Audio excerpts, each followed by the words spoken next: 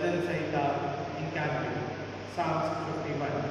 यहाँ इस प्रकार से लिखा है, हे परमेश्वर, अपनी करुणा के अनुसार मुझ पर अनुग्रह कर, अपनी बड़ी दया के अनुसार मेरे अपराधों को मिटा दे, मुझे भली भांति धोकर मेरा अधर्म दूर कर, मेरा पाप उठाकर मुझे शुद्ध कर। परमेश्वर के वचन के पढ़े जाने और सुने जाने में हम सबको आशीष मिले। आइए हम प्रार्थना करें।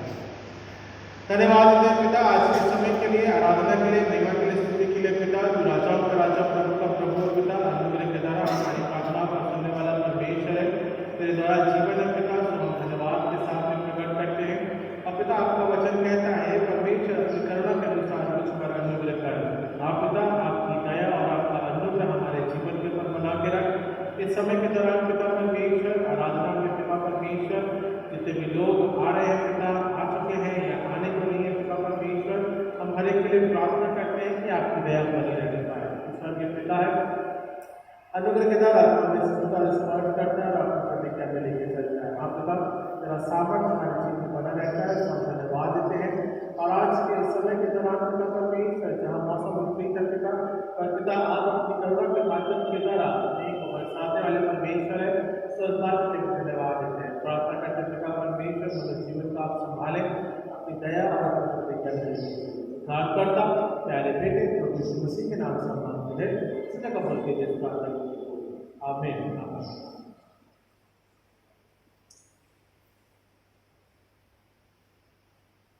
आइए हम गीत गाएंगे, मुबारक मोहब्बत दुआ की। 19 नंबर का ये गीत है।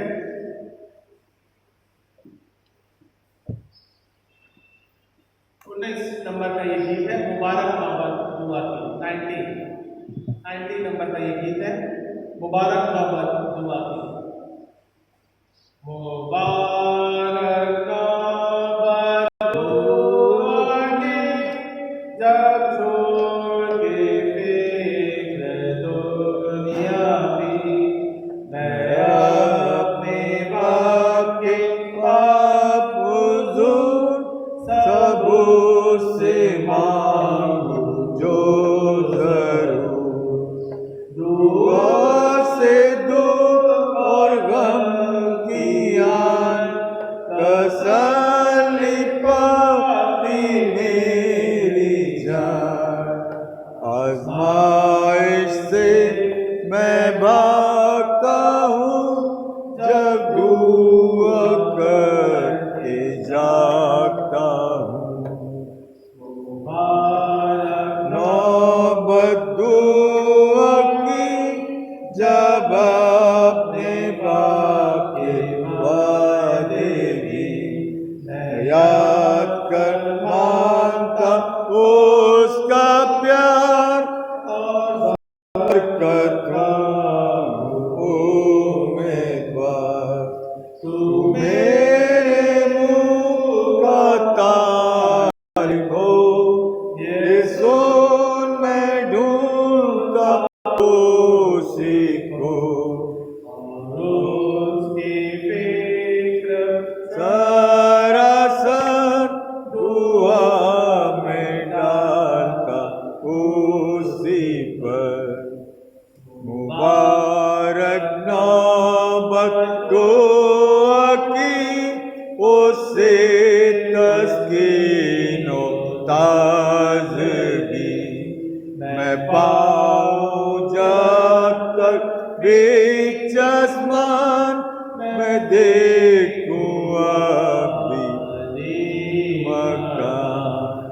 तब खाक से उठ के यीशु पास मेहरबानी पाऊंगा मेरा, सदा उसके रूबरू खुशहाल मैं हूँगा हूबहू। सब धन्यवाद देते हैं। अपने प्रार्थना के माध्यम के द्वारा हम परमेश्वर के तय धन्यवाद को अर्पण करते हैं। आइए हम इस प्रकार से बने रहेंगे और हम हमारे विश्वास वचन पे हिस्सा कराएंगे। रसूलों का पेपर जो कि किताब के पहले में पाया जाता है, और ये इस प्रकार से है। मैं ख्याल रखता हूँ खुदा के मतलब बाप पर, जिसने आसमान और जमीन को पैदा किया और उसके इकलौते बेटे हमारे खुदावंद यीशु पर, जो रूह कुदूस से मुजस्सिम होकर कुंवारी मरियम से पैदा हुआ, 35 सलीब पर खींचा गया, मर गया और दफन हुआ, जी उठा, आसमान पर चढ़ गया और खुदा बाप का आदिल मुतलक के दाहिने हाथ बैठा है, जहाँ से वो जिंदा और मुर्दों का इंसाफ करने को आवेगा। मैं इत्मीनान रखता हूँ रूह कुदूस पर, पाक कलीसिया आम पर, मुकद्दसों की रफ़ाकत, गुनाहों की माफ़ी, जिस्म के जी उठने और हमेशा की ज़िंदगी पर। आमीन। आइए हम इसी प्रकार से बने रहेंगे और हम इसे काफी सबक के रूप में पढ़ेंगे। भजन संहिता 91, साम्स 51, साम्स 50, भजन संहिता 50, साम्स 50, भजन 50। हम इसे बारी बारी से पढ़ेंगे। भजन संहिता 50, भजन संहिता 50, साम्स 50। मैं आपके मन में अगुवाई करूंगा और हम इसे पूरा पढ़ेंगे। सर्वशक्तिमान परमेश्वर यहोवा ने कहा है और उद्याचल से लेकर अस्ताचल तक पृथ्वी के लोगों को बुलाया है।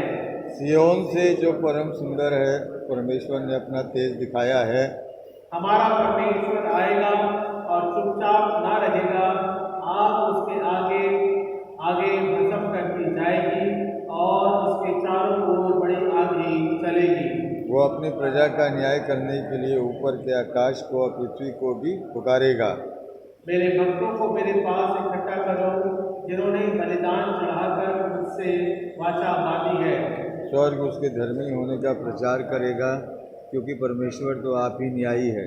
हे मेरी प्रजा सुन, मैं बोलता हूँ, और हे इज़राइल, मैं तेरे विषय साक्षी देता हूँ। परमेश्वर तेरा परमेश्वर मैं ही हूँ। मैं तुझ पर तेरे मेल बलियों के विषय में दोष नहीं लगाता, वो होम बलि तो नित्य मेरे लिए चढ़ते हैं। मैंने तो तेरे घर से बैल या तेरे पशुशाला से बकरे लूंगा, क्योंकि वन के सारे जीव जंतु और हजारों पहाड़ों के जानवर मेरे ही हैं। पहाड़ों के सब पक्षियों को मैं जानता हूँ और मैदान पर चलने फिरने जानवरों मेरे ही हैं। यदि मैं भूखा होता तो तुझसे ना कहता, क्योंकि जगत और जो कुछ उसमें है वो मेरा है। क्या मैं बैल का मांस खाऊं या बकरी का लहू पीऊं?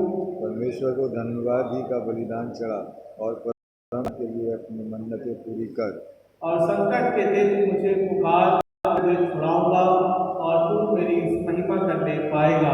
परंतु दुष्ट से परमेश्वर कहता है, तुझे मेरी विधियों का वर्णन करने से क्या काम, तू मेरी वाचा की चर्चा क्यों करता है? तू तो शिक्षा से बैर करता और मेरे वचनों को तुच्छ जानता है। जब तूने चोर को देखा तब उसकी संगति से प्रसन्न हुआ और परसगामियों के साथ भागी हुआ। तूने अपना मुंह बुराई करने के लिए खोला और तेरी जीभ छल की बातें करती है। तू बैठा हुआ अपने भाइयों के विरुद्ध बोलता और अपने सगे भाइयों की चुगली खाता है। ये काम तूने किया और मैं चुप रहा, इसलिए तूने समझ लिया कि परमेश्वर बिल्कुल तेरे समान है। परंतु मैं तुझे समझाऊंगा और तेरी आंखों के सामने सब अलग अलग दिखाऊंगा। हे परमेश्वर को भूलने वालों, ये बात भली भांति समझ लो, कहीं ऐसा ना हो कि मैं तुम्हें पकड़ डालूं और कोई छुड़ाने वाला ना हो। धन्यवाद के बलिदान का चढ़ाने वाला मेरी महिमा करता है, और जो अपना चरित्र उत्तम रखता है उसको मैं परमेश्वर का विषय किया हुआ उद्धार दिखाऊंगा। परमेश्वर के वचन के पढ़े जाने और सुने जाने से हम सबों को आशीष मिले। आइए हम जगाएंगे। ओ सिताइश बाप की और बेटे की और रूह कुदूस की भी, जैसे कामिल हुई है अब और रहेगी हमेशा तक। आमीन आमीन। आइए हम अपने स्थानों को ग्रहण करें।